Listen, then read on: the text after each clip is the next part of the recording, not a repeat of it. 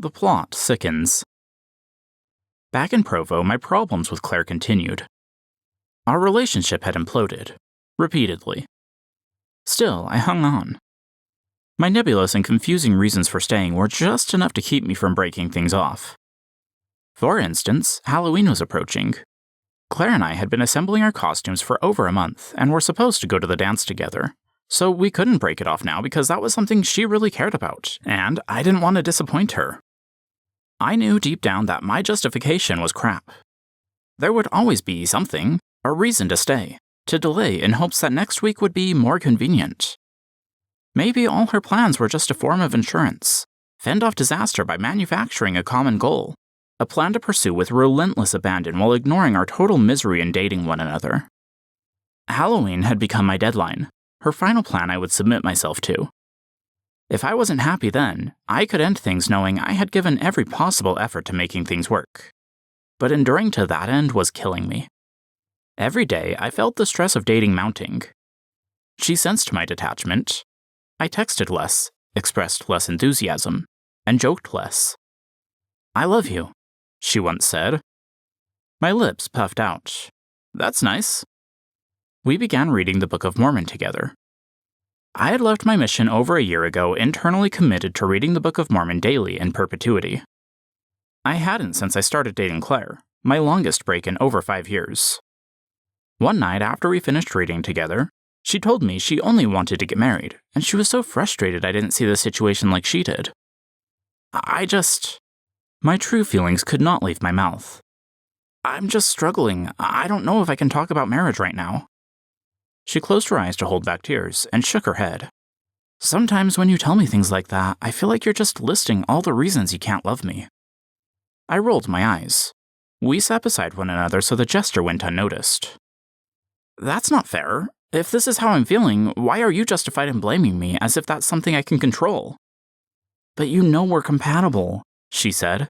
"You just refuse to accept it." What if she was right? Maybe this was reality, and I just needed to accept the situation. Claire loved me, more than anyone ever would. I knew because she had told me. No guy will ever love you as much as I do. While we made out one evening, she climbed on top of me, and I let her.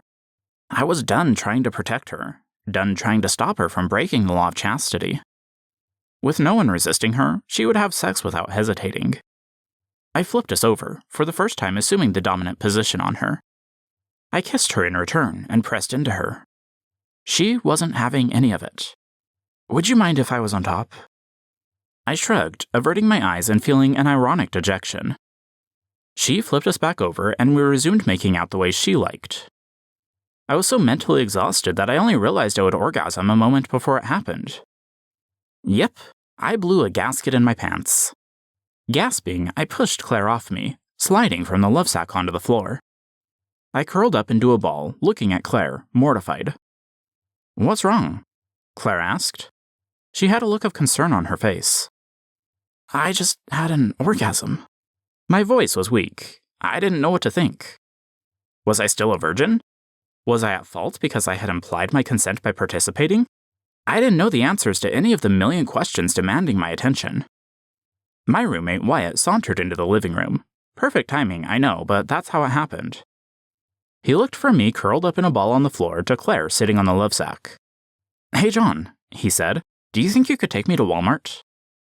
I looked at him, wanting to scream, unable to stand because semen was actively seeping through my pants. Shit. I looked around. Shit. "We're kind of in the middle of something right now, Wyatt," Claire said in anger. I was glad to not have to be the one to reply. Wyatt looked around awkwardly and left the room. My resolve not to meet with Bishop Stoll broke. Claire had pushed my boundaries, prying me away from myself to the point where I could no longer object. It took too much energy. This had been going on for long enough that it was slowly becoming normal. She made me schedule a joint appointment with him on October 25th because she had no interest in seeing him alone and still seemed to believe that our burdens of responsibility were equal. That implication broke me just a bit, so I agreed. Things were getting out of hand. I was miserable. Maybe Bishop Stoll could help the situation. It would be nice to have someone to tell Claire that her actions weren't appropriate. We met in his office in the conference center where church services were held. Bishop Stoll smoothed his white hair and straightened his black glasses. His standard outfit was a white shirt and skinny tie. "Claire, nice to see you," Bishop Stoll said before turning to me.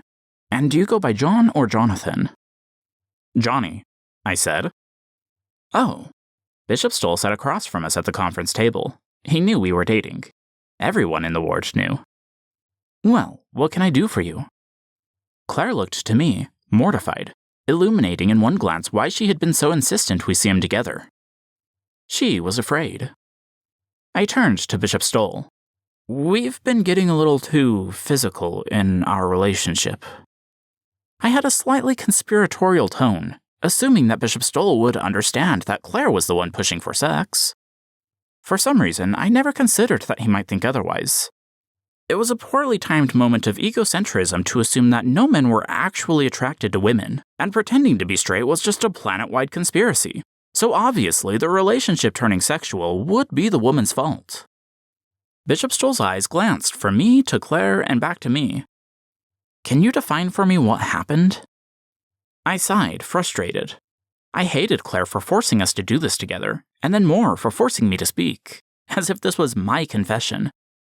"We haven't had sex," I said, still clueless about how I might be coming off. "I don't know. Lately, things have just been getting—" Bishop Stoll leaned back, waiting for me. I screwed up my expression. Saying this was painful. "I think in the Law of Chastity lesson you gave 2 months ago, you called it Levi loving?" Bishop Stoll leaned down. That's pretty serious." He looked at me. "Jonathan, you've been on a mission, right?" I nodded. "What did you teach people about the Law of Chastity on your mission?" "Not to break it?" Bishop Stoll raised his eyebrows. I cleared my throat. "And that sexual interactions should be done only in marriage." "Good," Bishop Stoll said, eyes aflame with warning. He laced his fingers. "Usually, this type of interview would be done separately, unless the couple was married. I assume you two love each other?" Claire nodded. I looked from her to Bishop Stoll, nodding solemnly. "I don't know if marriage was something you wanted soon," Bishop Stoll said. "You should understand that sins of this type can delay a temple marriage." A tear fell onto Claire's shirt. She sniffled. "Jonathan, you are an endowed member of the church. You hold the priesthood. You are held to a higher standard than some. More is expected of you because you have been given so much." "I know," I said.